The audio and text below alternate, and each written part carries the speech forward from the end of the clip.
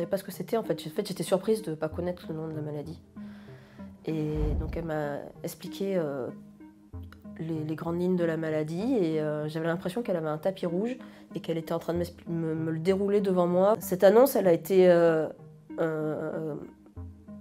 dure parce que c'était quelque chose de très grave et que je ne m'attendais pas à quelque chose d'aussi grave. Et en même temps, elle a mis des mots sur ma souffrance depuis longtemps. Le myélome, c'est une prolifération de plasmocytes tumoraux au niveau de la moelle osseuse. Et cette prolifération va être responsable de trois grandes manifestations cliniques.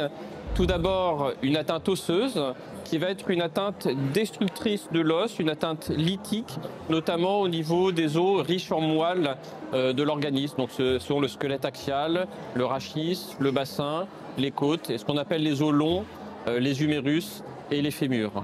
La deuxième manifestation clinique, ça va être l'anémie, donc la baisse des globules rouges, due notamment à l'infiltration de la moelle osseuse par les plasmocytes, qui va être responsable de fatigue, d'essoufflement.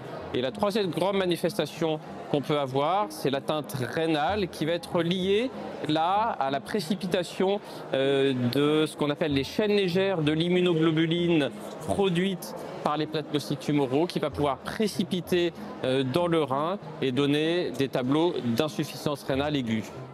Je n'étais pas crue, je n'étais peu crue sur ma souffrance, ma fatigue, le fait que j'étais tout le temps malade, on ne comprenait pas pourquoi, le fait que j'ai fait autant d'otites.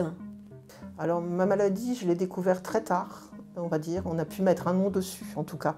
Très tard, c'est-à-dire qu'il y a au moins 1 an entre l'apparition des premiers symptômes dont je me souviens et qu'aujourd'hui, rétrospectivement, en fait, j'attribue à la maladie et la véritable annonce à l'hôpital du myélome multiple.